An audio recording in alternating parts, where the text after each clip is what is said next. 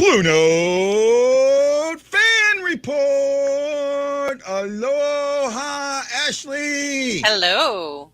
I have a surprise guest today. Oh. Yes, I am very excited. I've reached out to him before, but we couldn't get something together. But we finally get something together.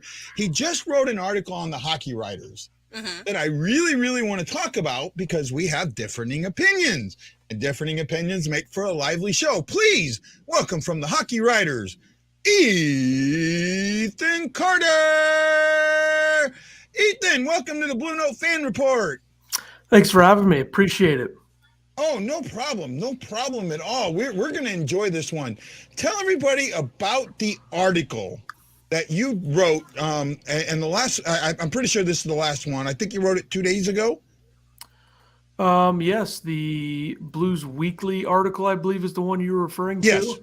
Yes. I mean, I discussed the fact that the Blues need to move on from a left-handed defenseman, which I think we know needs to happen. I discussed the Tkachuk thing, which they missed out on. I don't know what your opinion is on that. And I kind of talked about what the lineup could look like, and I did mention a few reasons why I believe the Blues kind of didn't have a great offseason from what they did and what the people expected of them. And I think it's a bit of an offseason to forget about. But I think that we kind of expected that given the cap situation and what they would be able to do. They'd be a little bit strapped. And I know a lot of Blues fans are frustrated about what they did this summer.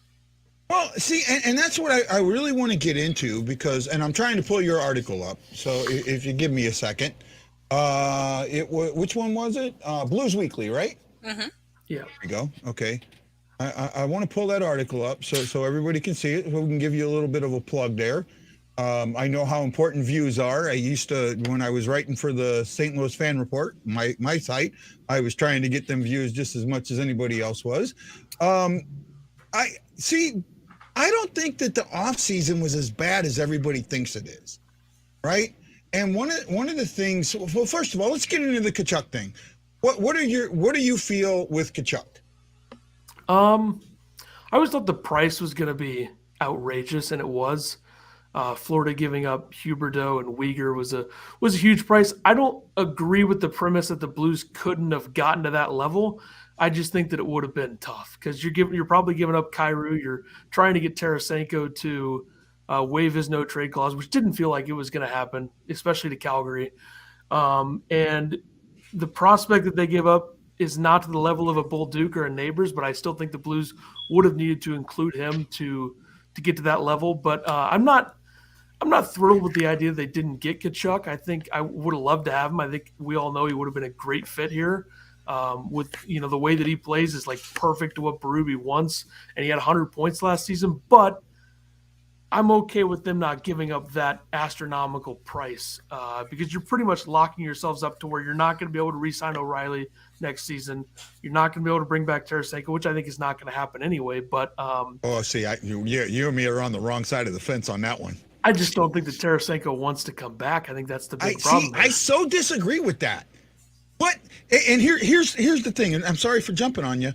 What words from Tarasenko's mouth makes you think, and what actions make you think that he does not want to come back to this team? I think that's a fair point. I don't think we've heard a lot from his mouth, but if you remember when they named O'Reilly the captain, there was an interview, and I know it's Russian translation, so you really never know with that. But he pretty much echoed the thoughts of he wanted to be captain. I think that's a reason that he could be frustrated, fair or unfair. And I think the amount of reporting that we've seen on him being frustrated with the recovery from the surgery and all that, and having another one, I think there's legitimate things there. But I do think with the season that he had last season, you have to think that he'd be thinking a little bit differently now. But I still think that once he hits free agency, there's going to be teams like the Islanders or the Devils who are going to want to upgrade their scoring. And I think he's going to get more money from another team than he would get from the Blues, just because you got to re-sign O'Reilly, you got to re-sign Kyrou. I think that's going to take up a lot of the cap space, and they've already strapped themselves in with, Falk and Parayko and Krug and Leddy and those contracts. So I don't think there's going to be enough money for Tarasenko, honestly.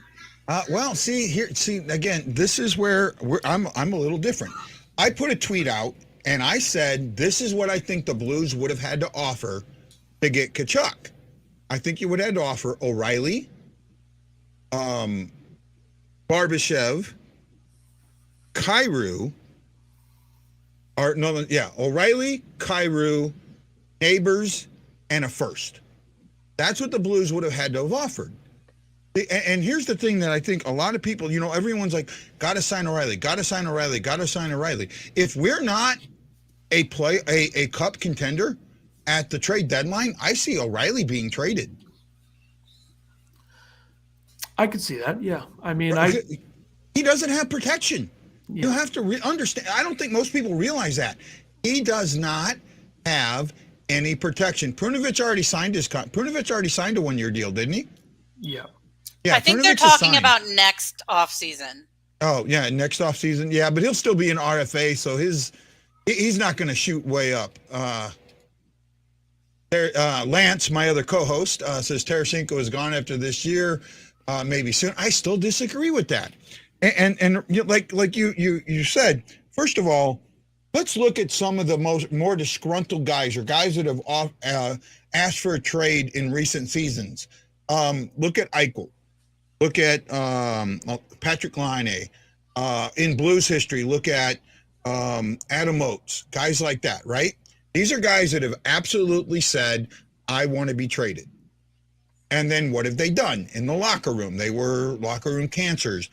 On the ice, they just were there. They didn't go out and have their best seasons that they've ever had. They were vocal in the media, about how bad they were being treated and all of that. Tarasenko's done the exact opposite of that. He's done the exact opposite of what a disgruntled player does. He's come out and said, what happened? What's he say? The second, when he gets interviewed by Panger, what's the first thing out of his mouth? Ashley? He thanks the fans in the city. He goes right for it. He doesn't show any signs to me that he's disgruntled or wants out. Now, time out. Ethan, just to give you a fair warning, he's got a man crush on Tarasenko, and this rant's going to go on for 15 minutes. I got a jersey right behind me. I like Tarasenko too. Right? Yeah, I have a sign. I have that jersey signed too, also. So I'm with you on that one. And I think I have 8 or 9 Tarasenko jerseys. Right? I think everything but my military jerseys are Tarasenko jerseys. I've kind of lost. He hasn't done any of those things. He thanks the fans, and then he goes out and has the best season of his career. Right? He leads the team in goals. He leads the team in points. He's we went 20 plus years without having a point per game scorer, and then all of a sudden we have 4 of them. This team is not as bad as people think it is, and it's a lot closer to Colorado than people give it credit for. Yeah, I think that's fair. I think this is still going to be a very good team. I think we're looking, 92 to 100 points, I think is a fair spot for them to be in. I still think they're going to take a bit of a step back just because it's really hard to get consistent scoring. And I don't think they're going to have 9-20 goal scorers again. I think Barbashev drops off that list. I think Shin probably drops maybe to 19 or 18 goals. I think Thomas has a chance if, I think he's got a great shot, but I don't know how much he's going to use it, especially if he has Buchnevich and Tarasenko on his line. So I think this is still going to be a good team. I don't think there's any arguments against that, but I think the big concern is going to be goaltending, because what do you have with Bennington right now? Coming off an injury now. I did not like the injury that he Price. didn't need surgery for. Yes. So it's not like it was a detrimental injury. I'm pretty Right. sure with his conditioning in the offseason, you're going to see the Bennington that you saw in the first round against Minnesota. And Grice is a more experienced backup. I like that 1-year deal with him because it's just giving Ellis and Hoffer more time to simmer down in the minors, and then they'll be ready the next season. Yeah, I didn't love the Grice signing because I think there were better options out there. I think you look at Ilya Samsonov, who signed in Toronto, or Eric Comrie, who signed in Buffalo. I think those are great options, but they would have cost more. Yeah, that I also think that you need to spend a little bit more on your goaltending in terms of, if you're not going to do anything else of note, I think you throw a little bit of money at the goaltending, especially in the backup role. How much money do you want to throw into goaltending? Because with what we pay Bennington, I don't really see us being able to afford more than what we're paying Grice.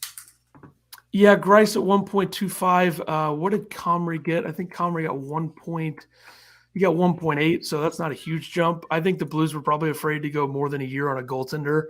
Because of that's absolutely how deep we are. They offered Sideburns a 1-year, one-way deal, and he turned it down. They offered Joshua a 1-year, one-way deal, and he turned it down. They both wanted the term. Yep. And I don't blame him for doing that, because I do think that Hoffer is, at bare minimum, a year away. At bare minimum, he's half the season. He's the trade deadline away, right? Come trade deadline, you trade Grice and bring Hoffer in and let him finish the season. Well, that's my point. It's like, if you sign Comrie 2 years, how hard is it to offload that contract after one season at 1.8 mil? And he hasn't played a ton of games. I think that's the big knock on him, is he's only got like 30 career games. Did he get a no trade clause in that first year? Let me check that. I don't think. A lot of times, if guys are signing a 2-year deal like that, they're going to try and get, especially if they're in their late 20s, they're going to try and get that no trade clause. I don't see a no trade clause on here. So I don't think that's going to be. That wouldn't have been an issue. He doesn't have a lot of games played, but he had a really good season last year in Winnipeg behind a defense. The defense in Winnipeg is not good at all. Like, after Morrissey and the other couple pieces they have there, they're not good at all defensively in Winnipeg. So he had a big season there, but I think Samsonov would have been a solid option. My biggest issue with Grice is, like, he was just so bad last season. I know it's Detroit. I know they struggled, but I don't have a ton of confidence in him rebounding, because you look at some of his seasons with the Islanders, a lot of his success was when their defense was really good under Trotz. And the Blues are not going to be that good defensively comparatively to the Islanders. Hey, man, I so disagree. I think the Blues are going to – I think, first of all, the Blues defense isn't as bad as everyone thinks it is, right? You look at the defense and you go, oh, my goodness, this defense is so bad. Well, the only place they're bad at, scoring 3 goals or less. When they scored 3 goals or less, they were 9, 17, and 10. Okay, in the overtime, they don't have speed. You got to have speed. You got to have youth and speed to win the overtime. We don't have that. Okay, I get that. This team was 10th in goals against per game. The worst spot, the thing that they were the worst at, was shots per game. They allowed a lot of shots, but they didn't allow a lot of high danger shots. What hurt this team, what hurt this defense more than anything else, was Bennington getting COVID and getting hurt. Bennington is a third defenseman. He showed it during the playoffs. When he came in, the Blues' style of play changed, completely changed. The Blues, since 2019, since Berube came in, their defense has been through their offense. Their offense creates their defense because it spends its time, it gets on the forecheck, it keeps the puck in. They're one of the best cycling teams in the league. So in all actuality, the defense itself doesn't need to change that much to get that much better, right? Get the puck out of the zone. The worst thing that they did was getting the puck out of the zone and be stronger in the neutral zone. You can do that with the guys you have now. I think a lot of the expectation probably comes from 2019 and how good they were under Berube and what we expect from defensive units under him. But the problem that I have is that I don't really trust a lot of what the players that they have. Like, I trust Falk. I think Krug is really, really good for them, especially offensively. That's what you're paying him for. Scandella, I think, is a guy that's going to be gone anyway, so I'm not even going to bring him up. Unfortunately, he has a modified no-trade contract, and therefore we are kind of stuck with him. I think it's 8 teams, so I think there's got to be I think it's 17. I think it's 17, so unless they change it. It's 8 or 7 or 8, so one of 23 teams. There's got to be a team that's like there's a chance that a team that is rebuilding, because I'm pretty sure you already have to submit your teams by now, like in the summer. Yeah. So there's got to be a maybe team he'll go to Detroit. Chicago, would we be willing to deal with them? I think they would maybe take the contract. I wouldn't. They'd probably say, give us a first-round pick, and I'm not doing that. But I think you got to be willing to give up a second or a third or a fourth to get rid of that contract, because it makes no sense. There's too many left-handed guys here right now. Like, Perunovic has to be playing. Krug has to be playing. I hate the idea of trading Krug right now. And Leddy, you just signed. So that's 3 left-handed defensemen right there, plus Mikkola and Calle Rosen. So something's got to give with this. I really don't see Rosen seeing any more time unless there's injuries. Yeah. I mean, I like Rosen. He's solid, but he's going to be like your 8th or 9th defenseman in rotation. Yeah. Yeah. No, I don't think Scandella is as bad as everybody thinks he is. Right. And Leddy, the thing with Leddy that I think a lot of people get missed. How long did it take Falk to figure this system out? Well, a season, but I think a lot of that was he was playing the left side with Pietrangelo for some of that. So he wasn't playing his normal side a lot of that season. But in the playoffs, he still played his. But in the playoffs, he still played his offside and was fantastic. Yeah. Right. He was fantastic in the round robin and the 6-game loss to Vancouver. It was absolutely fantastic. Krug, it took him a year to get this system. It seems like for defenses, they need to they have a hard time getting this system. Leddy, to me, seems like he's gotten this system already. Yeah. I can see him being a lot better next season. I'm not worried about Leddy, but I am going to address this question, and it's not going to be an answer that anyone expects me to say. Yeah. But Scandella is better than Mikkola because of consistency, but he's not that consistent. Yeah, no, I think Mikkola has a lot more upside. He does have more upside. I'm not disagreeing, but if we're going by what we have right now, Scandella just edges him out. Also, Mikkola's last 21 regular season games or so were historically bad. If you look at the numbers, so many penalties. He will improve this year. I think we're going to see a whole new side of Mikkola. But right now, if we're going by what we just saw in the end of the season and in the playoffs, I got to give the edge to Scandella. Yeah, no, I'm with you. I thought and Scandella everybody knows good I don't playoff. like Scandella. Right? I thought Scandella had a good playoff. And yes, I know Ashley does not like Scandella at all. Consistent defensive play will be needed when we're on breakaways. We did have issues with breakaways. I do admit that. Right? We did have issues with breakaway. Not only does it make it or break it for Brown, it's a make it or break it for Kostin. Right. And that's why I think that you could see breakout seasons from one or both of them. Right. I could also possibly see a breakout season from Walker. Walker seems to get into this system with Perron. I get what you're losing with Perron, but to me, the biggest thing that you're losing with Perron is the locker room presence. Right. And okay, you're losing 27 goals, but those guys should be able to make them up. The guys that we mentioned having full seasons at better positions should be able to make that up. right? And he showed signs of deterioration from injury and in his play, right? No, he did not. He went from being a 1.03 points per game to a 0.85 points per game. Because of injuries that he sustained this season and COVID.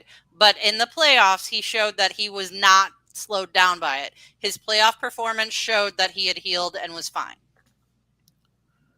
He had like late November, like January was pretty bad, and then he kind of woke up. And then he got hot.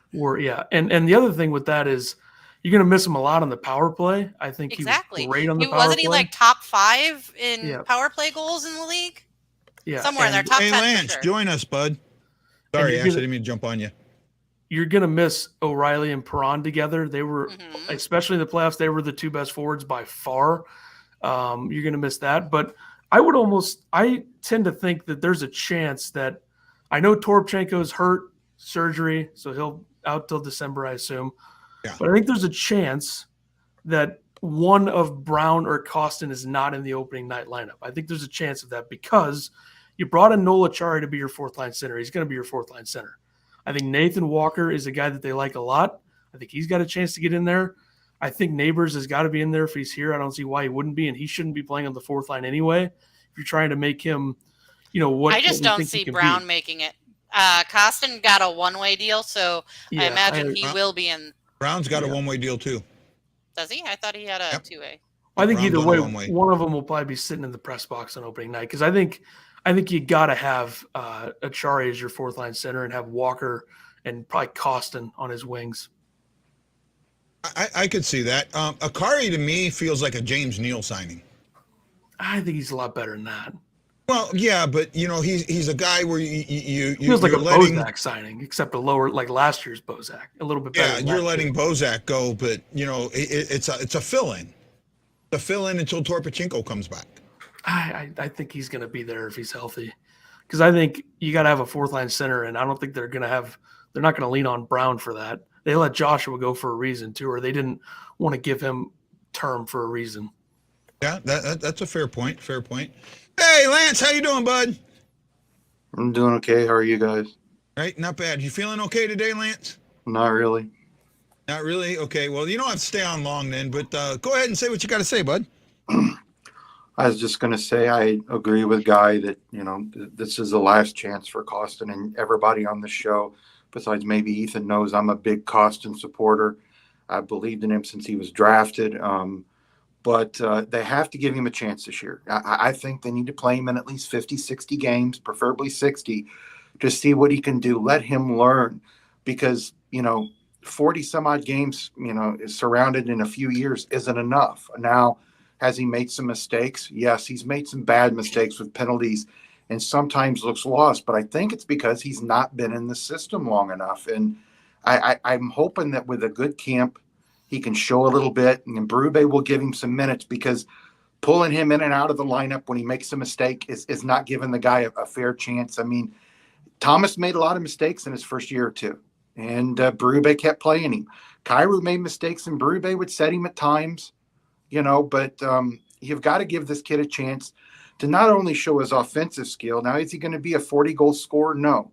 But I think Kostin, at his best, could be a 20, 25-goal guy.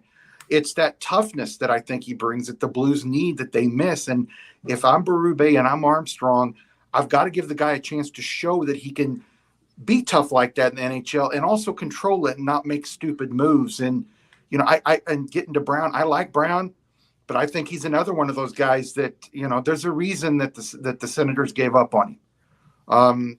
He's just a guy that's on that fringe there. Could he play in the NHL for 30, 40 games a year? Yeah. Could he be down in the AHL for the rest of the season? Yeah, or vice versa. And, he's just one of those guys. And I think if he doesn't show it, I honestly don't see the Blues re-signing him after this year. And talking about Akaria or whatever, I can't pronounce his name half the time. I don't think he's as good as Bozak was. Bozak was terrible last year. And the year before, Bozak was okay. I think he's a Bozak-type player. If he could give the Blues 5-10 goals in a year on that 4th line, maybe 15 assists, I think the Blues would be very happy with that. But I don't you got to look at all these guys on 1-year deals. And I think guys like Kostin, Brown, and other guys like that, they probably most likely won't be here next year unless they really show something. And I want them to show something, because if they show something, that means the team's got depth. And if the team needs to make a move, they can put some pieces together that where other teams are going to go, yeah, this guy really showed something this year. I really want him. So that's what I'm hoping either way. Yeah, no, great points. And Nathan makes a good question. How much of the Blues system is mirrored in the Springfield Thunderbirds? I'll let you take that, Ethan. A lot. I think a huge part of that run was playing that style where you don't want to be played against. But I also think it was a lot of what we saw from the Blues last season, where they were scoring a lot.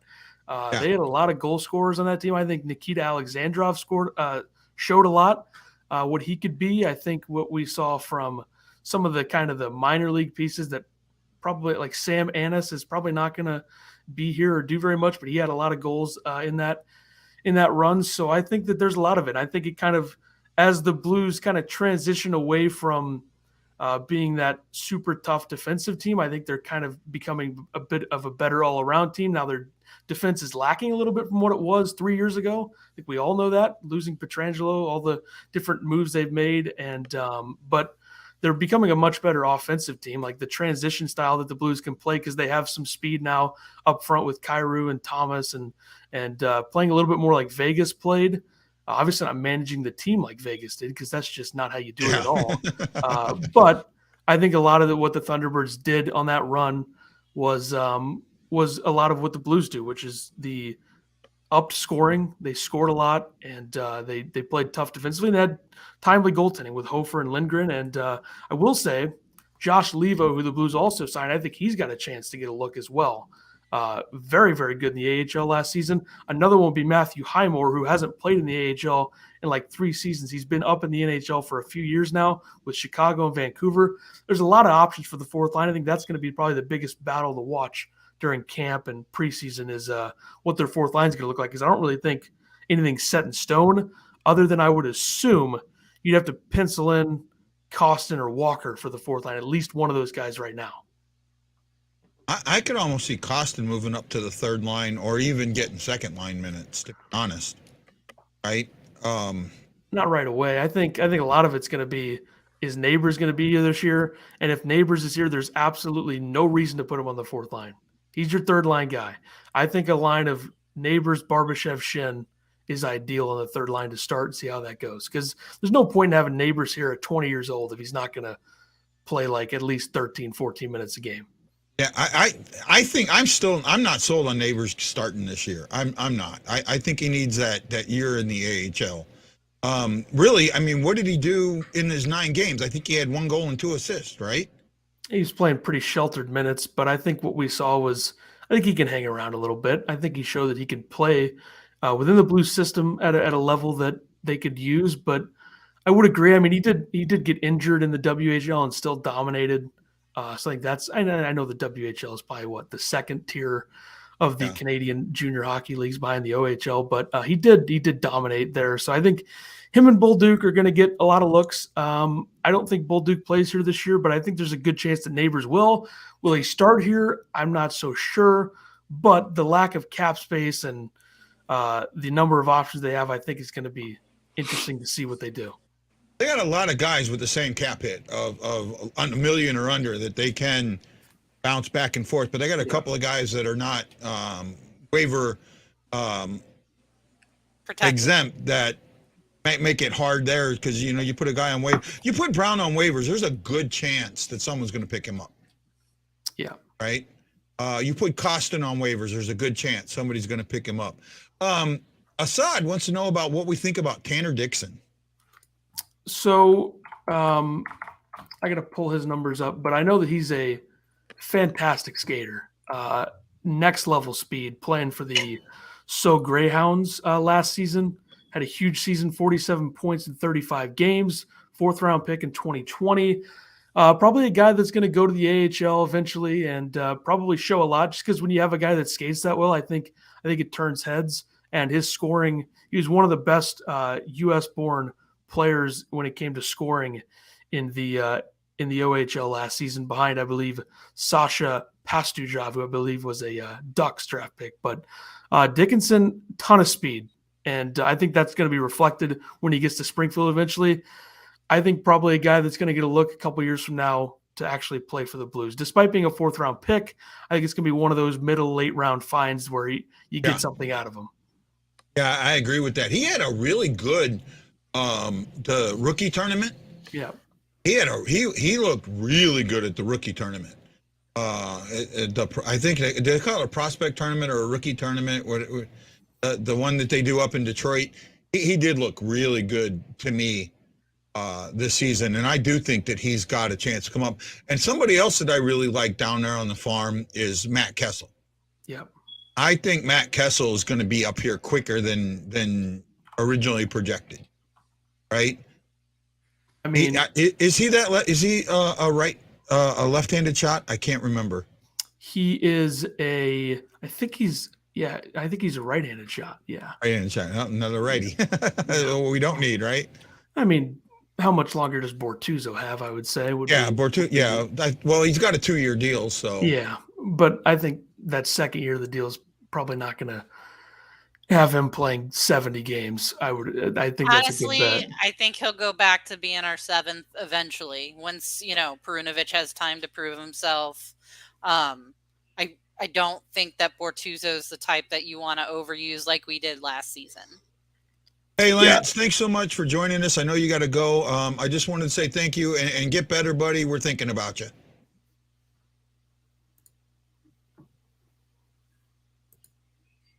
And Lance says Bolduc isn't near ready.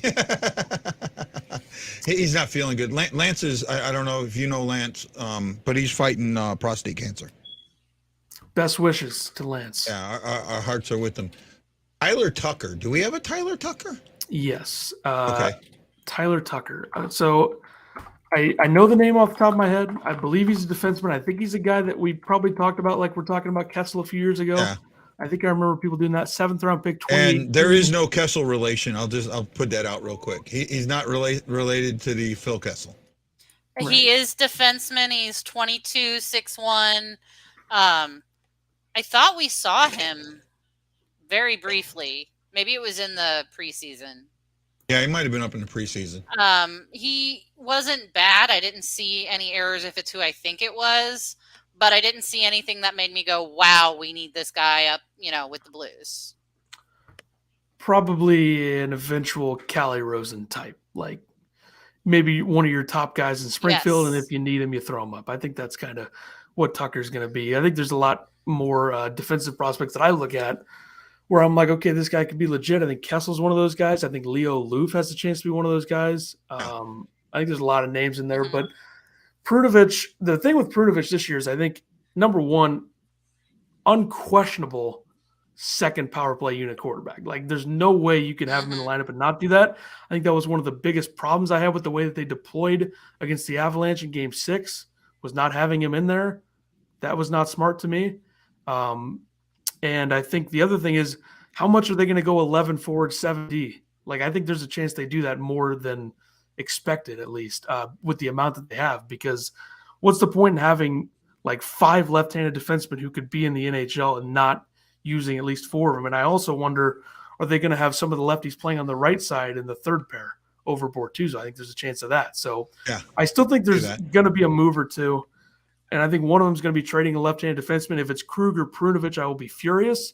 Got to hope it's Scandella probably. That's going to be a hard one to swing, and them not doing it yet kind of tells me there's some issues there in terms of who's going to get him, who's going to want him. I don't think there's anybody that's going to want him. And I don't think it's even want him. I think it's the contract.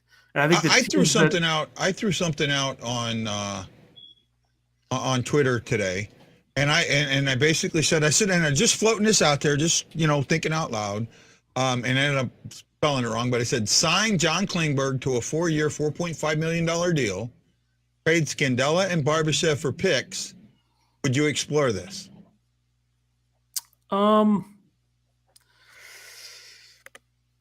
Probably not. I'm not comfortable with giving 4 more years to another defenseman where you already have Parayko for 8, Falk for 6, Krug for 6, Leddy for 4.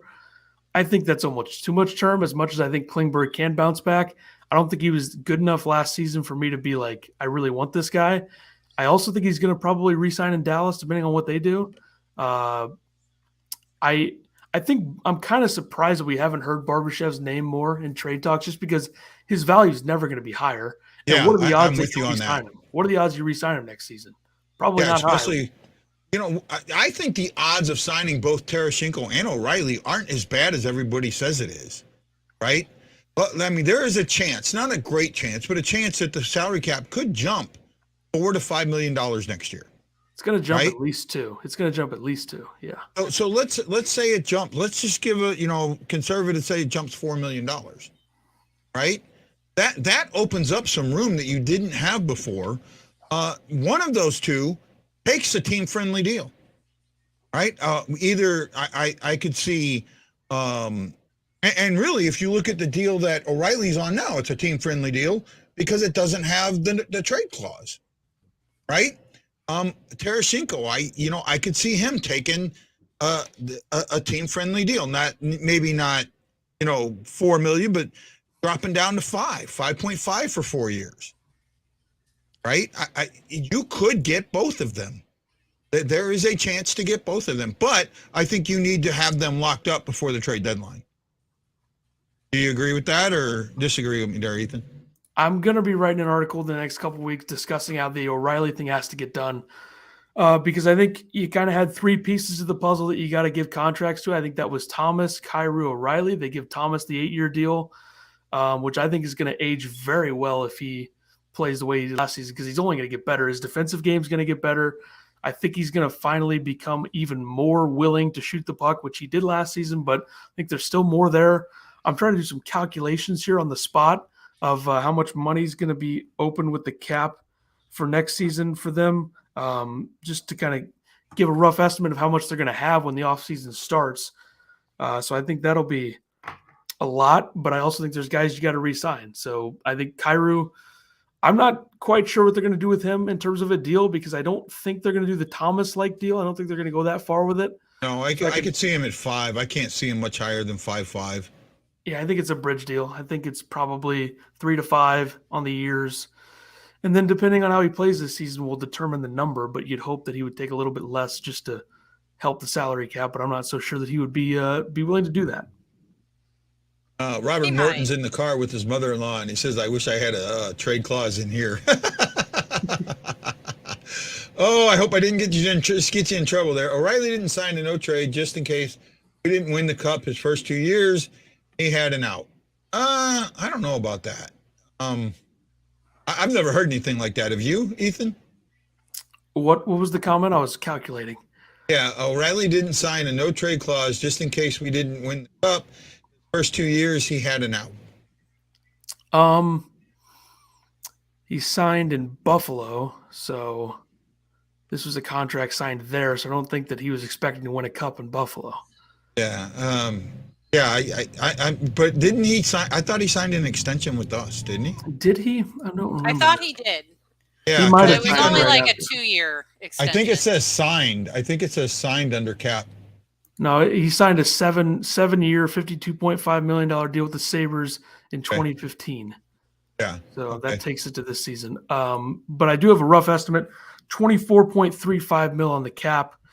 If the cap jumps up 4 mil, you got 24.35 to play with starting next offseason. So you got to think you're going to be using 15 of that between at least O'Reilly, Tarasenko, and add a little bit more to Kyrou. So you're still going to have 5 or 6 to play with. If you do re-sign, I'm not so sure Armstrong's going to try to re-sign all 3 of those guys, because I think that they're probably going to look to,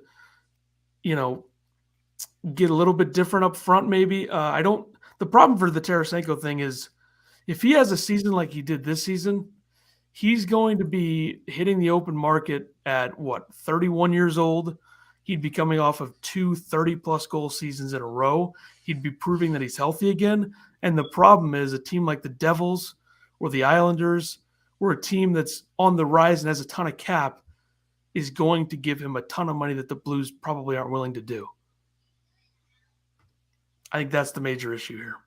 Well, Ashley, it sounds like you've got to leave us. So thank you so much for joining us tonight. Have a great night. You too, guys. I guess you Thank and me, Ethan, we'll finish out the last 20 minutes. What do you say, bud? All right. Yeah. Sounds good.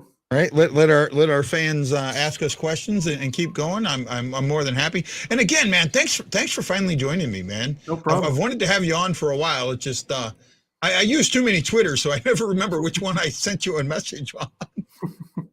But I know I had sent you something about 6 months ago trying to get you on, but that's on me, not you. What is Craig Mack's role on the coaching staff? I'm not 100% sure of what his role exactly is, but you got to think he's going to be doing a little bit of what Jim Montgomery and Mark Savard did with the power play. I don't know how involved he'll be with that, but either way, I think it's a great addition when you get a guy that's been through every single level of hockey and executive, TV, head coach, assistant coach. To get a guy like that, adding to a staff that already has Steve Ott and Mike Van Ryn and what they've done, I think this is, even losing Montgomery, who I think was great for this team, is still one of the best overall staffs in the league. No, I'm with you on there. I was actually not 100% on board with Montgomery, right? I was worried about Montgomery, but when they shifted him to the penalty kill and put Ott on the power play, we now have one of the best power plays in the league and the 5th best penalty kill. We have the best special teams in the league. I don't think it's going to get much worse. Do you? I think the power play takes a little bit of a step back, not a huge one, just because they were so good. I think you're probably looking at their best finish, I think this year, maybe 4th in the league, and I think their worst would probably be like 9th. I still think they'll be top 10. Penalty kill, I don't really know how they're going to approach that this year because Bozak was a good penalty killer. Perron, if you needed him to be, he could do it, but he didn't do it often just because you look at the forwards, O'Reilly, they used Thomas on a little bit. Penalty kill, I don't think will be as good, but I still think they'll be fine. Special teams are almost the least of my worries this season just because they have 2 of the better power play quarterbacks you could have with what we saw from Prunovich and what he can be, and Torrey Krug. I think that changes everything. Then you look at the goal scoring they have. Kairu's going to score. Shin's going to score in the power play. Buchnevich is going to score in the power play. Tarasenko. There's just a lot of scoring there, and that's why the power play is always going to be formidable with this core. Well, the other thing is, and for me, see, I don't feel that, like I said earlier, the defense isn't like the big hole that everyone says it is to me. To me, there's one more area that if we fixed it, we would also fix our defense. Neutral zone. We are not very good at getting the puck through the neutral zone. We're not good at getting, a lot of times our passes through the neutral zone or the guy that is stopped are going east, west, or south, not a guy going north. There's no movement of the puck, and it hurts us when we do get into the zone, and it hurts our zone entry. However, if we can get in there, get a puck deep, and get on a cycle, we're one of the best teams that cycles the puck. So if you fix your neutral zone, first of all, you take away a lot of those breakaways from neutral zone turnovers, correct? Mm-hmm. Right? You fix that, and then also you spend more time in the offensive zone because you've got that great cycle going on. Yeah, I think that's a huge problem. I think that's one of Letty's best skills is getting the puck in the zone. One of his worst things is getting it out of the zone or letting teams enter and go by him. I think that's a problem. But I think getting stronger in the neutral zone is a big part of why you have guys like O'Reilly here. It's why you have guys like Falk here. I think if the rest of the team can kind of get behind them and do those proper things that you need to do in the neutral zone, I think that's going to change everything. But I also think the reason that people worry about the defensive unit so much is just like some of the mind-numbing turnovers that just hang the goalie out to dry happen so often with this team. And I think a big part of it is Parayko. He does it a lot. That's one of the big knocks that I have on him is just careless turnovers that just are not exciting or fun to watch at all. But I think that's one of the reasons they're so concerned. And I think a lot of it with the defensive numbers that were good, I think a lot of the credit there can go to Ville Husso and what he did in certain stretches. I think he's a big reason why a lot of the numbers were as good as they were because he was almost untouchable for like a month or so in like January and December. So I think that's another thing that you got to look at as well. Yeah, see, I'm okay with letting Husso walk. I am really too, yeah. am. And the reason that I was okay with letting Husso walk is to me, it takes, it takes the league about 45 to 50 games to figure a goalie out, right? And with Husso, he played, I think, 30 games last year, maybe a little less. And when he hit that 2022 game mark here is when, February or March and April comes along, and he was absolutely atrocious in March. He was atrocious in March. And so was Bennington. That's where March was what killed this team. They win 5 more games in March or 4 more games in March. Right? This team is, vying for the top spot. Right? March was where they took that big dip. So one thing that I'll bring up with Husso is the contract that Detroit gave him. The Blues were just not going to do that. They just weren't. There was no chance they were ever doing that. They already had Jake Allen on a bad contract as a backup, so they weren't going to make that same mistake. Clearly committing to Bennington, did Doug Armstrong with that contract, and trading Husso, getting something for Husso is a big win as well to get a pick in return. That was good, and it's fine for Detroit. Like, Detroit can do that. They have the flexibility. They want like a 1A, 1B, which I guess Nedeljkovic and Husso can be, even though let's remember how bad Ville Husso was last season. Yeah. 2020, 2021. Yeah. No, Really I'm bad. with you. I'm with you. But right? He was overall very good this season. And in the playoffs, I will say, maybe not in the Wild Series, but the Avs series, the Blues just got outskated in certain spots. Like I'm not going to blame Husso for that. I in some ways I do disagree with that. We saw against Minnesota in games 2 and 3 where he reverted to the 2021 Husso, letting a goal in on the first couple of shots. He's bad against Minnesota, but against Colorado, I don't think he was as bad. No, he did the same thing in game 3. As soon as he came in, he gave up a goal on the second shot he faced. Yeah. Well, right. The second shot he faced. Now, look, I know he's coming in cold, but still, in a game like that, you've got to stop those pucks. You were leading that game. You still could have kept control of that game. And they didn't. And that's the thing that went off. And then the idiots with I still think the league screwed that up. I think the league screwed up the Kadri thing so bad it's not even funny. Right? You got to look at everything. First of all, Bennington and Kadri have a history. That's got to be That's got to be taken into account. The second thing that never gets taken into account is in game 2 at the beginning of the second period, the officials went to both benches and warned them about crashing into goalies. That's why there was a goaltender interference in game 2. Right? Yeah. Then in game 3, before the game, they made the exact same warning. Right? They made the exact same warning about running into goalies.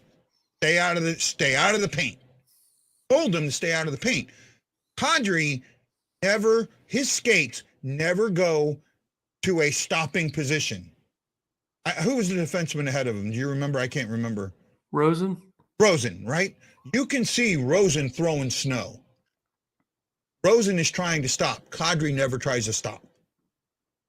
That's the issue for me. You can say he was going for the puck all he wanted it. Problem is, by the time he hits Bennington, the puck is already out of the crease. He overskated the puck. Right? Rosen got his stick down there, and Kadri ends up overskating the puck. It stopped being a hockey play when he never puts the brakes on. Yeah, I mean, I don't think that was I think that there's a lot to take into account with a play like that when you have a history of a player like that. I'm not surprised the league didn't do anything about it. I think the big thing there is a way that you can say that Rosen got in the way, which sure, whatever. I mean, he's protecting his goaltender in that case. But I think even as Bennington gets hurt there, and it's a very unfortunate situation, the Blues have to find a way to bounce back from that. And they almost did, but the way that it ended for Husso was pretty bad because that Helm goal was a tough one. Yeah, and that was one he should have had. That was the 2021 Uso. Yeah, but letting in a goal that you should have absolutely saw, not paying attention. I'm not going to blame him for games 4 and 5 as much, because you could tell through most of game 5 that they won in overtime. The Avs were dominating them for 2.5 periods, and then they woke up. So I'm not going to blame Husso for that, especially when McKinnon is just flying all over the place like he was in that game. Yeah, well, I get that, but see, for me, you look at game 1. Game 1 is the most important game in that series, right? In game 1, Colorado played the Blues absolutely perfectly. They played the best game anybody played against the Blues all season long. And then the Blues probably played their worst game all season long and came within a whisper of winning that game. They took that game to overtime. That to me, that's something that gets missed in this. And with me, the one thing that for me, the Blues have got to figure this out. Scoring 3 goals or less, right? They won 0 games in the playoffs when they scored 3 goals or less. During the regular season, 9, 17, and 10. That number, you know, the conception, the going thing that everyone says is, oh, we play down to these low-ranked teams. Actually, our winning percentage against them was the same as it was against everybody else in the league. Right? It was the same. It wasn't much higher. It wasn't much. It was consistent. The problem was games 3 goals or less. You have to be able to win those 3-2 games, those 1-0 games, those 2-1 games. You have to be able to win those, and the Blues couldn't. And you've got to be able to win in overtime. You've got to be able to skate right in overtime. And too many times they just didn't. And in the shootout, they were atrocious. Yeah, that's something. Winning those 2-1, 1-0, 3-2 games or whatever was something they did 3 years ago, and there's a reason that they won a cup. I think that's when you can win any way. I think that kind of like the Avalanche are a team that could probably win any way. They could win a 1-0, 2-0, 2-1 game. So I think that's a big part of this. You know what, Jason? I didn't look at it for the season by goalie. I can, you know, because that might be a hard thing to look at. Because I had to individually go and count the games. All right, there was no way for me to filter that, so I had to go and individually count it. But I know in the playoffs we didn't win a game 3 goals or less. Right, not one. So Jason Nichols says 3-on-3 has to go. Plus, all teams are provided speed skaters. I don't have an issue with 3-on-3, but what I'd like to see, I think the overtime is too short. Right? I think there's an extension there, 10 minutes. 10-minute overtime. For the first 5, you go 4-on-4. Yeah. After the 5-minute break, after a break in the 5-minute mark, you drop down to 3-on-3. I like that. It might be hard to sell the Players Association on that, but I would be down for that for sure. Right? I mean, in the playoffs, we did not win a game 3 goals or less, even with Bennington in. Right? Because now we may have, when we scored 3 games or less. Now we won games where they didn't score 3, but Bennington in that Bennington was absolutely amazing in the playoffs. He played. He was the Bennington of January 2019, January, February, March of 2019. That was the Bennington we saw in the playoffs. Right. He was even better than the Bennington in the 2019 playoffs. Yeah, he's the best he's ever been in the playoffs. Like, you look at the numbers, 949 save percentage in 6 games, 1.72 goals against, goals saved above average 6.4 for a reference point. His goals saved above average in the playoffs in 2019, despite being more games, so more opportunity for that score to drop. It was -2, which is still whatever. But I think the big thing for him in 19 is he wasn't that great in the playoffs overall. No, it but was the not. the big games, like Game 7, the biggest one, is where he showed up. And the elimination games are after a loss, those games. It's broken like kids say online games are. If a team is full of stars, 3-on-3 isn't fair to the other team. Maybe, Fun to but watch. Yeah, it is fun to watch. Like 5-on-5 McDavid. overtime, none of the other crap. That's not hockey. Also get rid of 3-on-3 in the All-Star game. It's asinine. I don't mind the three. I don't mind the 3-on-3. It's fun to watch. I get it. It's gimmicky. I get it. But I also want. I think the NHL should go to a 3-2-1-0 point system too.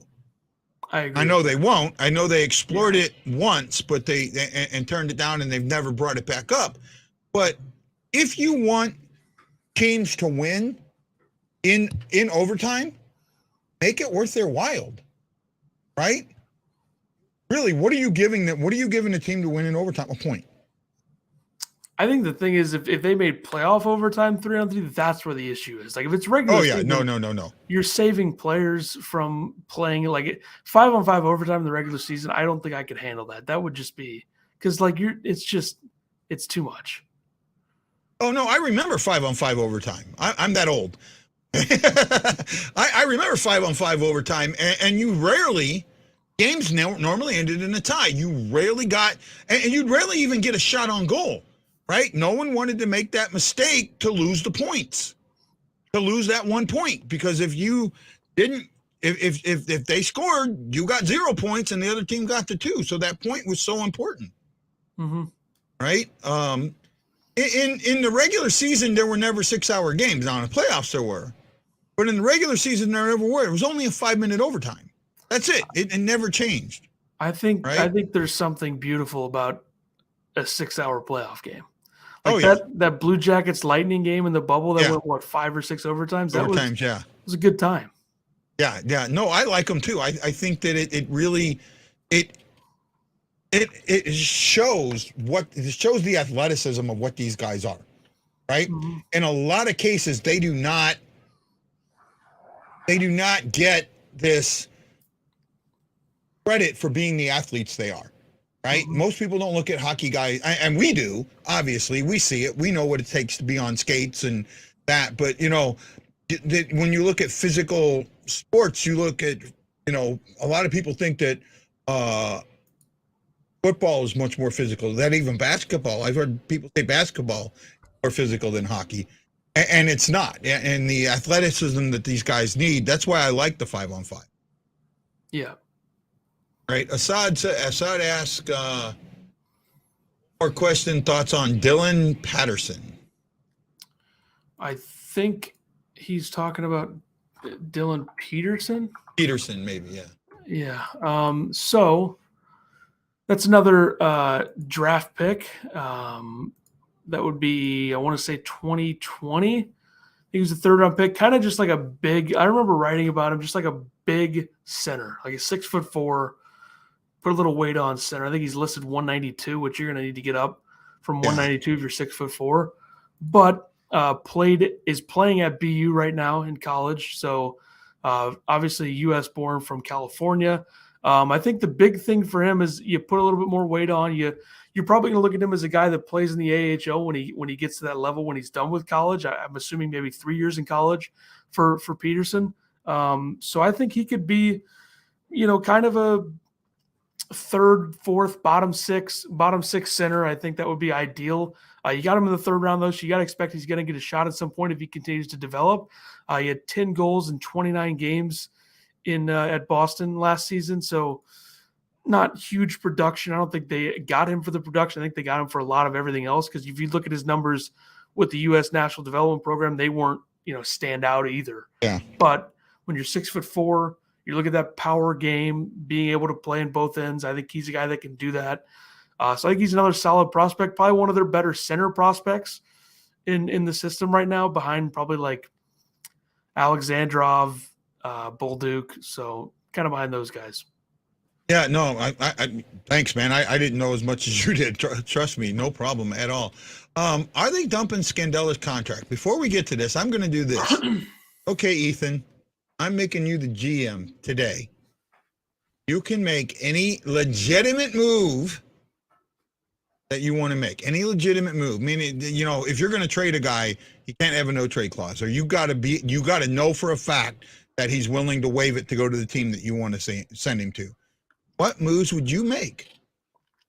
So the first move I make is I would explore the market for Ivan Barbashev. I think you ship him off for what you can get, I assume the value there is probably a couple of picks within the first few rounds. And you kind of, if you're a team that you don't know how good you're going to be this season, which I think the Blues think they'll be good, but I don't think they know how good they can be. This upcoming draft in 2023 is loaded with depth. So if you can get a second or third round pick in this draft, I think that's going to be essential. I think I kind of wish they would have done that with Husso. I'm fine with getting the third round pick this season, but next year's draft, pretty ideal. You look at a team like Arizona has like there was a guy they wanted. That's why they went with it this year. Yeah. Which I can't, who did they draft with that pick? Was it Kaskamaki with that pick? Yeah, I think so. Yeah. Yeah. So, I think Barbashev's a guy that you trade. I think that's a move you make just because his value is never going to be higher. Like he's not going to, I'd be pretty surprised if he scored 60 points on a regular basis. I just don't think that he's a guy. I think he's a 40 to 50 point guy. Sure. Yeah. But I think you look at who he was playing with early in the season. It was easy for him to get those points up because he was playing with Tarasenko and Buchnevich for a little bit. Well, that's the thing. To me, why not put those guys back together? I wouldn't. They never went. They never had bad games. They never had bad games. Everyone. I mean, there was games where they were the only ones taking shots. They were the only ones getting shots, but nobody else was. So they split them up. But they weren't having bad games. I don't know why you don't put them back together. I think that's fair, but I also think the idea of having Thomas down the middle with those two is extremely intriguing. Having him with Buchnevich and Tarasenko. It is, but what about Thomas with Kyrou and Shin? I like that too, but I don't think the Blues, I don't know if they don't want this or just I don't see them putting Thomas and Kyrou together that much. I don't really know if there's a reason for it. I just don't think that they're going to do it. Here's another line. Here's another line that I think works out amazing is Thomas, Kyrou, and Saad. Yeah, I think that would be good. But I think what they're ultimately going to do is Saad, O'Reilly, Kyrou. And I can see that. Probably Buchnevich, Thomas, Tarasenko. Shin and Barbashev probably going to play together. I don't know who their third guy is going to be.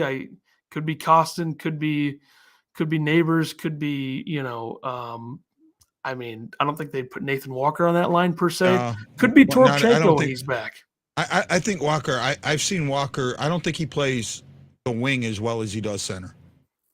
Yeah, right? I think that's the problem that you run into when you already have four centers set in stone. We really have five. I mean, Shin and Barbashev are both centers. I don't think both of them are going to play center, but I don't know. I think Torchenko is going to be very interesting to see where he slots in when he's back because guaranteed he earned a roster spot. That's the biggest reason that we didn't see as much Kostin last season is because Torchenko overtook him. Yeah, I agree. I liked the torpedo. I liked him right away. I really did. I actually called the Russian line right after Buchnevich got traded here, right? And I sat down, and I won't say which alumni member that I sat down with, and I brought that line up to him, and he told me that line would never work. Appears he was wrong. Huh? It appears he was wrong. Yeah, I call it the Spetsnaz line. Right? Russian Special Forces, because they were offensive. Yeah. Right? I think that works. No. Hey, Assad, you asked the questions, bud. We love it. Thank you. Could Zachary Bolduc be a placeholder number one center? A potential number one center? Yes. Yeah. I don't think there's any doubt. Like if you watch him in the Q, he had a huge season. Now it is the QMJHL. It's the worst of the three, but 99 points last season, and he has a bomb of a shot, like a bomb of a shot. I think I wrote this in the article when I wrote about Jimmy Snuggerud. You're going to see Neighbors, Bolduc, and Snuggerud play together eventually. I don't think there's any doubt about that because that's like a perfect because you have Neighbors, who's going to be that power forward who called himself a power forward with skill, compared himself to Matthew Tkachuk when he was drafted. Neighbors did that. Bolduc, extremely high skill and a huge shot. And Snuggerud, similar to Bolduc, in my opinion. If you watch what Snuggerud did at prospect camp, he can play. It's going to be a little bit because he's going to college, probably a couple of years there, but he can play. And Bolduc, he may end up only doing 1 year in college if he has a really standout year. Here's the thing with that. He's going to probably be playing with Logan Cooley. So that's going to get some numbers. Like Cooley, number 3 overall pick. Snuggerud's going to put up some big numbers. And that's why I think he could only do 1 year there. Yeah. right? I really do think he could do 1 year. And then, the Blues, this is their window for me, right? I think, I don't want to say that the window completely closes in 23, but I think that it gets a lot, it shuts down a lot, right? Depending on what you do with the cap space you have, because they're going to have a lot of cap to play with next year. I just don't know what they're going to do with it. Well, if that cap goes up to $4 million, and we want they have some room to work with, and that's going to be really interesting how Armstrong watches the revenue streams that are coming in. I just look at right now where every team sits right now. You got time to go over we're at an hour. You got a little bit of time, or? Yeah, absolutely. Yeah. Okay. Let's go over the Central Division from 8 to 1. Okay. Can we do that? You good with that? Yeah. Okay. So, cause I think our ones are going to be totally different, right? I would assume that's probably going to be the case. Yes. So who's your number 8? So number 8, I think there's no doubt it's going to be Chicago, just because I think the Coyotes are going to be, they're going to have some power to that team in the bottom 6. Like they have Cassie in there and Lawson Krause. There's going to be some games that they're just going to luck their way into winning or bring some grit to the game, able to, like, they still got some high, like Barrett Hayton, I think is good. Obviously the St. Louis and Clayton Keller. So I think Arizona is going to be bad, but I think Chicago is going to be historically bad. I'm with you with Chicago. I think Arizona has an advantage that everyone's calling it a disadvantage. I think it's an advantage, and we'll get to that as we move on. But no, I'm with you with Chicago. So who's coming in 7th? I think that's where Arizona comes in. I think just they're not trying to win. Like I think they have like 18 picks in the first 3 rounds over the next 3 years. Just a ton of draft picks. And Bill Armstrong's trying to do it through the draft. He's trying to do it with, they picked Cooley instead of Shane Wright. He's picking guys that he likes, and I just don't think they're going to be good at all. I think it's going to be a race for the first half of the season to see who's worse between Chicago and Arizona, but I ultimately think Arizona edges them out. Actually, I think that Arizona's small stadium is going to be a huge advantage for them. If they fill it up, yeah, I think there's a chance. Well, yeah, they averaged 9,000 before, and it's only 5,000. Yeah. If they're filling that up and they're getting that cheering crowd, I'm sorry, that's got to, for a team that's normally played in front of half-empty buildings to all of a sudden play at a home building where people are cheering for you, that's going to lift them up. Now, will it lift them to 6th instead of 7th? I don't think so. It all depends on how bad my 6th place team gets. So I'm going to go with you with Arizona there, right? Who's your 6th place team? I think we're headed towards a big blow up in Winnipeg. I know they bring in Rick Bowness, experienced head coach, but I think Scheifele, Wheeler, we know Dubois doesn't want to be there, but he will be there this season. Hellebuck, I think, is going to be a guy that they explore trading with how bad they're probably going to end up being. I think we're headed towards that. Their last real chance was 18 and 19. So I think the Winnipeg were headed towards a big blow up there. So I think they finished 6th. See, this is where we're going to kind of differ. I actually think Winnipeg is going to have a better season than everybody's put him on, and I'll talk about it when I get there. I think Dallas could slip down to 6th, right? Dallas, I know they've got Ottinger, and he had that great playoff. But what else have they added to him? What other defense? They're losing Klingberg. What else have they done to stay where they were? I don't think they have.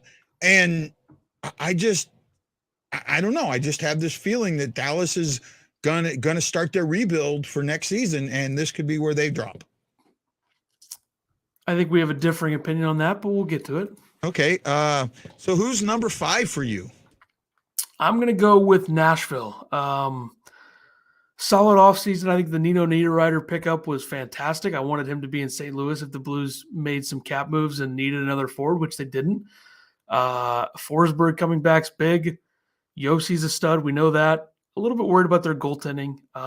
So I think Nashville probably just going to miss the playoffs. I'll say they finished 5th, but they're taking a run at it because they gave Forsberg a ton of money and they brought in Niederreiter. So I think they'll be solid, but I don't think they're going to get in the playoffs. They embarrassed themselves against Colorado. They were bad in that series. Yeah, no. Yeah, that wasn't to me. That wasn't as much. Yeah, I don't want to get into it. For me, it's Nashville too, right? I think you're right with Nashville. There, if their goaltending does solidify, they could be a little better. But they've got the guys, and Yossi, he's he's one of the best defensemen in the league, right? If you can build around him, if you can build your defense around him and your game around him, who knows what you can do? You can do better than what they did, and that's my feeling there. Okay, so now also, I don't think that the Central's going to get 4 teams in this year. I think it's going to be close. I think they get 4, but I think it's going to be very close. I'm not sold there. So who's your number 4 team then? I'm going to go with Minnesota. I think there's some concerns with Kaprizov in terms of, is he going to get back here? I would guess that he does, but it's got to be something you're worried about. Taking a shot with Fleury. I know Fleury's old, but I still think he's good. They pretty much have to make the playoffs. Like, if they don't make the playoffs, I don't know what you do, because they already ruined themselves with the Suter and Parise buyouts. Those are killing their cap. So they just got to go for it. And we've seen the moves they've made. I would say pretty underwhelming what they've done this offseason, but I don't really know what they could have done. Like, I know they have 4.3 in cap. They trade Fiala out. I think the return for Fiala was not great. I didn't think that was a good enough return. But I think they're going to be relying on, Matthew Boldy, who I think is a very good player. They drafted him in the first round 2019. I think they're going to be relying on him to be a stud. Zuccarello's 34 now. How much longer is he going to be good for? But I think that they'll barely sneak in the playoffs, but I think it's going to be very close. But Minnesota, it's a really tough situation, because you're paying $6 and then $7 million for the next 3 seasons to Suter and Parise as dead cap. I thought it was only 2 more seasons. I thought it was this season and next season. So it's 2022-23, it's $6.3 million. 2023-24, it's 7.3. 2024-25, it's 7.3. Oh, wow. And then 3 more seasons of $830,000. Wow. It says I didn't realize it was that far out. Yeah. No, so for me, my 4 is or no, where are we at? Are we on 4 or? Yeah, 4, yeah. My 4, and I've gone back and forth on this a lot, okay? My 4 is Colorado. Right? It's a tough bet. I don't know if I can hold make on. that bet. It's not. First of all, watch how this team, look at what this team did last year. They were all in on winning a cup. That's it. All in on winning a cup. They had 12 free agents. How many did they bring back? 4? I think 5 at the most. Right? They did bring back higher ones. I think Manson came back, and a few others, but overall, I think that this team is going to take a step back, and they won the cup with the worst goalie, maybe with the second worst goalie to ever win a cup, and they got worse at goal. I think Georgiev is worse than Kemper. I think Georgiev needs to have a solid defense in front of him, and that's not what Colorado plays.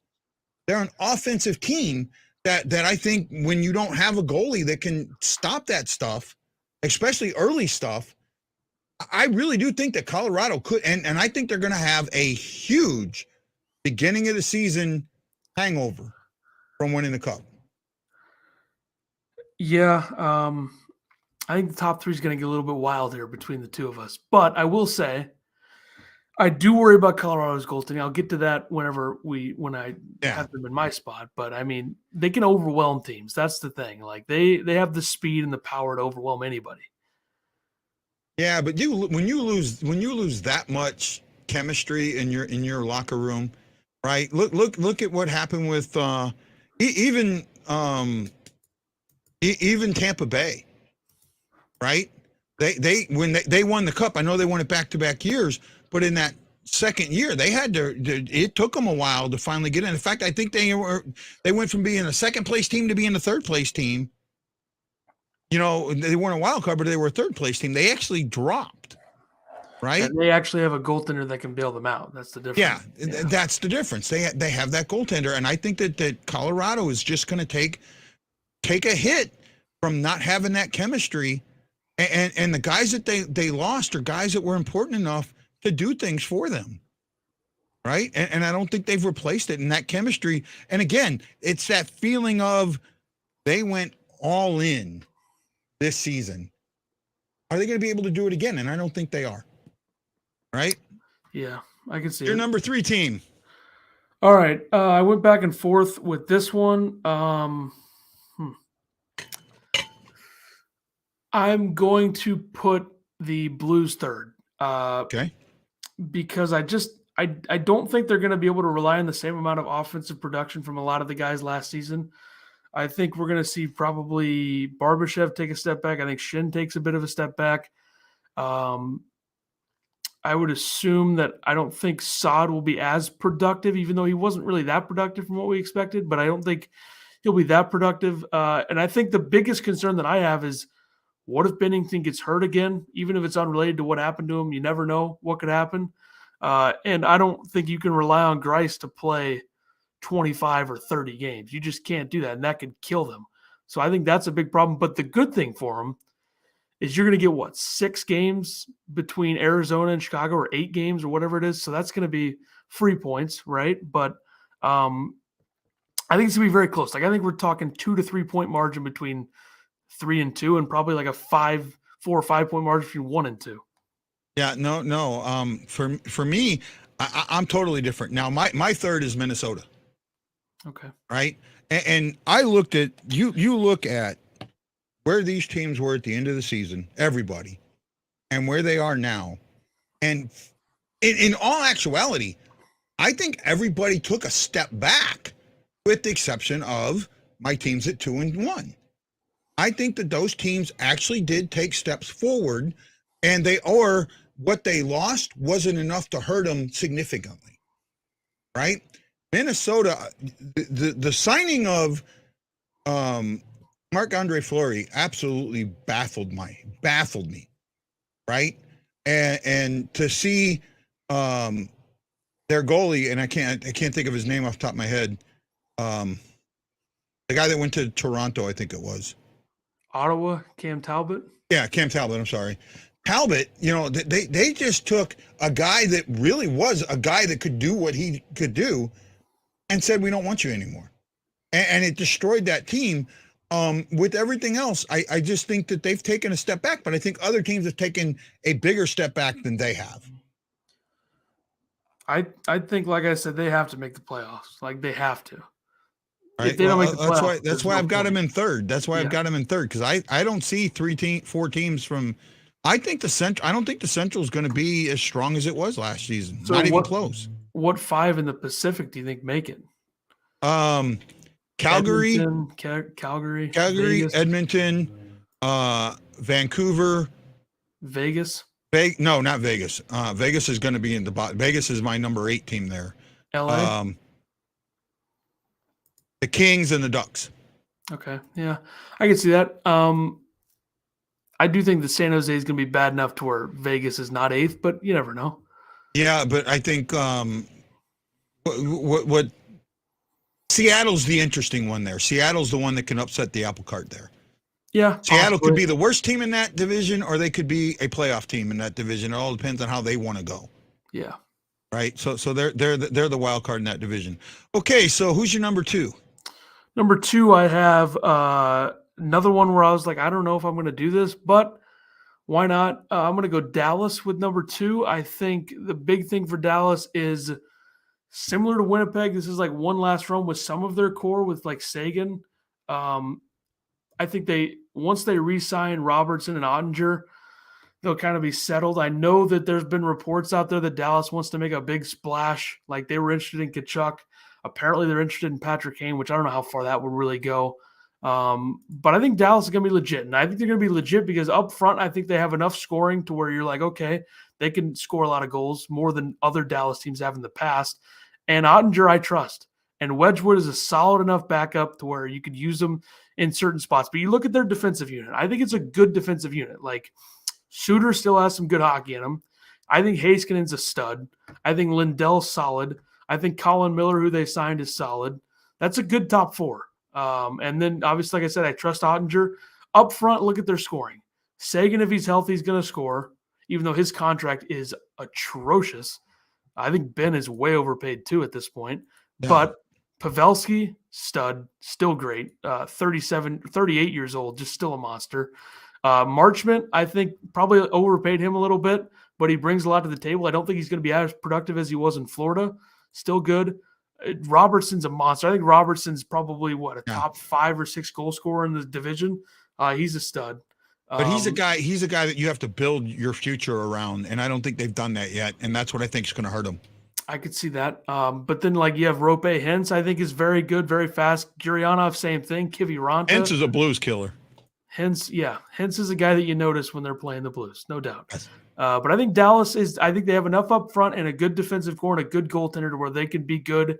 But I think it's like the one last run before something has to get the top 3 players. They have 9.85 to Sagan, 9.5 to Ben, and 5.5 to Pavelski. Those are all very old players. Sagan's 30, but he gets hurt every season. So they're going to be changing things up. But see, I gotta throw this back on you. One of the reasons that you dropped the Blues is it's the same reason that you should be dropping Dallas is Ottinger. What if he gets hurt? They don't have a backup. They don't have anything behind him. Nothing behind him. They went all in on Ottinger. What happens if he gets hurt? Or worse yet, he has a sophomore slump. That's a fair point. I'm betting against that, but I will say that Wedgwood was solid last season, and I can say solid because he played 26 games in Arizona and had 911 save percentage. So I feel like that's a huge accomplishment in some ways, but I think he can be solid. He killed my fantasy team. Well, he's bad with New Jersey, and he wasn't great with Dallas, but I will say that I would be worried about the goaltending, but I'm going to trust Ottinger because I just think that he's one of those guys. He was a first-round pick. He's always supposed to be this good. He's still very young, and I think their defensive unit in front of them is better than the Blues and what they have overall just because the Blues don't have a Heiskanen. Falk is really, really good, but Heiskanen's a little bit of a different level when it comes to the all-around defenseman. Okay. And I like Suter more than what the Blues have. I like Suter more than Leddy still, barely. It's very close. But, I just think that the Dallas goaltending situation over the last few years has been insane. Bishop, season, career over with the surgery, the injury. Yep. And then you have Hudobin, complete 1-year wonder in that year they went to the Cup. And then you have Holtby, who comes in and barely does anything.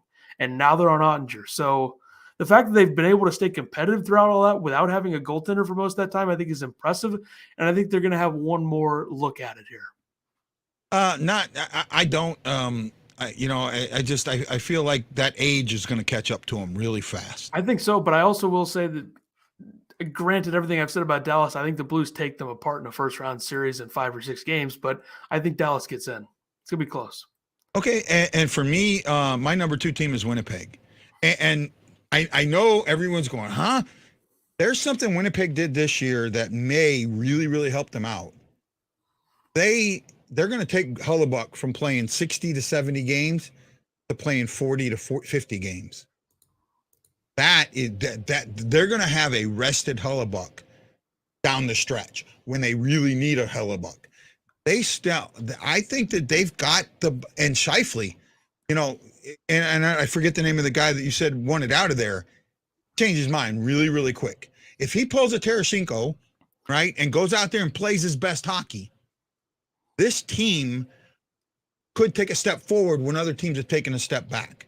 And they were challenging for a playoff spot up until the last week of the season. So in my eyes, I think that this team, and I actually had them, I actually picked them really close to where they finished up and when everybody had them a lot higher, and I said, I think that you're overplaying Hellebuyck and it's going to hurt you down the stretch. And that's exactly what happened. So that's why I've got them in second. And the big if there is if they do Hellebuyck right, they play him right, they play him 50 to 55 games, and they'll let the backup get that time in there and let those guys be their guys. I will say I'm not in the Winnipeg Jets locker room, but I've heard it's a bad room. Dubois wanting out, Scheifele probably doesn't want to be there, but they don't want to trade him. Wheeler has not been known to be the most liked guy by his teammates. I know he's a good leader and all that, apparently. He's the captain, but I don't know if they're going to – I think they still might overplay Hellebuyck. I think there's a chance of that. That's a goaltender that you have to play 60, 70 games, and they just do it. And they said they were – they did say they were going to cut back on him. But you got Right? David Riddick behind him, and Riddick is just not good at all. That's the problem. Yeah, but there could, like you said, there could be some of these goalies, that sign these 1-year deals or 2-year deals that could be available, and I think much earlier than the trade deadline. Guys that could be available in December, January. I think one Right? of those guys is I don't think he's on a 1-year deal, but Peter Mrazek in Chicago. If he plays well there, I think he's the guy that probably gets traded. Yep. That's at least one of them. And I'm gonna go on the bad locker room factor with Winnipeg. I just don't think they're gonna be good. But I can see like they have a lot up front. Like Kyle Connor is a stud goal scorer, fantastic. Do you know what what cures a bad locker room? winning? Winning. Yeah, This is we'll a see team if they that can can do it. win. This is the team that can win. Right? I wouldn't be New coach stunned if too. they New did. coach too. New coach, new attitude. Yeah. And a coach Right? that's had a lot of success and dealing with a tough situation in Dallas as well at bonus. So yeah, I could see it. I could see Winnipeg 2, Dallas 6. I could see that. I'm going the other way. No, and that's fair. And again, I said right now, as of Right, today, yeah. this could change. There could be trades or things that make this change. This is what we're talking about right now. Yeah. Still a few weeks of action. That's probably going to happen. There's still some names out there. So Yep. There's some big names. You're number one. I'm not going to bet against Colorado. Like I got burnt for betting against Tampa for a long time. I'm not going to bet against Colorado just because I just think they have the best players in this division, like Makar, McKinnon, Landeskog, Rantanen, and I don't think anybody has a better top 4 than that in terms of players. And I'm very worried about their goaltending because I don't think Georgiev and Francouz is a good duo at all. I think it's one of the worst in the division. But when you can overpower and outskate and outplay your opponent every single night, which I think they can do, they're still going to win a lot of games, I think, just because they're so there's just so much skill there. And I think Makar is a generational defenseman. I think he's we haven't seen things that he's been doing since. I'm not saying he's better than Bobby Orr, but I am saying that in terms of changing the game, I think they're in the same length of what Orr did back then. And there's no other defenseman like Cale Makar right now. There's nobody. Well, So- the difference is Orr knew how to play defense. Makar does not play defense.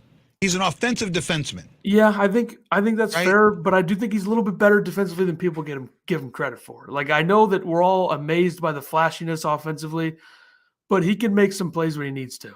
And I think for me, I just think that hangover is going to hit them really, really hard. And they were all in. And like I said, the all-in factor. And for me, my number one team is the Blues. And I get where everyone goes with Perron. I get it. But there's times where it's addition by subtraction. And I think that this is a perfect example of what could easily be addition by subtraction. Look at this lineup right now that we're talking about without Perron. We talked about it earlier. Top line, Thomas, Tarasenko, Bushnevich. Second line, O'Reilly, Shin, O'Reilly, Kyrou, Saad. Third line, Shin, Neighbors, and Barbashev. Right? Who's got a better 9 than that? Now, you said could see some guys slipping back. Most of those guys had 25 goals or more. If they slip back 5, they're still in the 20s. Yeah. Right? There were only a couple that had it in 21 or 22. You could still end up with 6 to 7 20-goal scores or more. This is a team that, in all actuality, to me, was only one player away from going to the finals, and that was Bennington. Bennington doesn't get hurt. You can make an argument they beat Colorado. You can definitely make an argument. They were leading game 3 when he gets hurt. Mm-hmm. Right? He doesn't get hurt and they win game 3. Game 4 doesn't happen the way it happens. Right? I'm sorry. I just see that they played with Colorado a lot better than people think they did. Right? They were there. 2 games went to overtime. 1 game got ended in the last second. Right? The Blues, the games they won in going away fashion. Right? Game 5 went to overtime, but they were controlling that game. There were periods where they were controlling that game, and they got behind and came right back. Every time they got behind, they came back. Right? Yeah. I just think that and then Bennington. I think that we saw a resurgent. We saw the Bennington that we saw 6x6 Bennington. That's what we saw. That is the guy that should have been out there. He had COVID, he had injuries. If he's healthy, I think he's going to be looking at a Vesna type season. I'm kind of in like believe it when I see it range with him in the regular season because he hasn't been good in the regular season since I would say pre-bubble. He was good that season. Before the bubble was just a disaster for almost everybody. Actually, he was playing very well prior to him getting COVID this season. Yeah, right? Won the first 6 games. Spots. Yeah, won the first 6 games and had I think he had a shutout in the first 6. Yeah, I'm just gonna believe it when I see it. I don't want to get the hopes too high right now. There's still a lot of offseason left. There's things they can do. I'm not going to trust Bennington until I see it in the regular season consistently because we haven't seen it. And I think a lot of it is there has been some major defensive lapses in front of him at times in the regular season. Yes. And they got to prevent those more. I agree. Hopefully, if they're healthy, they can do that. I think that this team is top 3 in the division no matter what. I just think it depends on what spot you pick them. And I think it's a safe bet that they're going to be a 94 to 108 point team. Like I can somewhere see around them. that. I can see them matching the 109 or more. They should have had more points than they did last season. Oh for yeah, sure. Yeah, absolutely. They should have. Right. Last year you saw in the NHL a historical amount of goal scoring. Right. Mm-hmm. I think there was more 100-point scorers last year than any other season. Right? I think there were more 20-goal scorers than any other season. Yeah. Right? You had a 60-goal scorer. You had a couple of 50-goal scorers. You had some 40 goals. You really shown that the offense was there. I don't think the offense is going away. I think the offense is going to get better. I think the offense in the league is going to continue on that upward turn. And you have a team right now that is designed for it.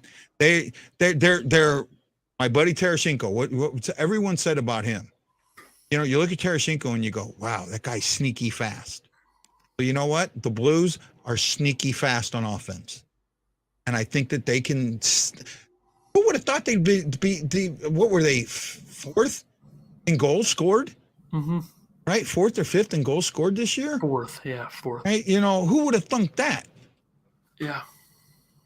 4th in goals scored, 10th in goals against. This was a good team, and it didn't get quote unquote worse in my eyes. I think it's time to let the youth come up and prove what they are. We all want to see it, and that's the one thing. That's the Berube factor that I think gets missed.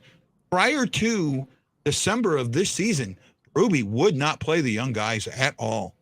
Very rare, right? I mean, the only one that really got time was Thomas. And then even then, Thomas got benched for stuff. This season, Berube got forced to play the youngsters, and you know what? They went out and surprised him. They went out and played good, and instead of, when guys come back, instead of sitting them, he started letting them play. The only one that he really handcuffed was Kyrou. And I think Kyrou came back from the All-Star game with a big head.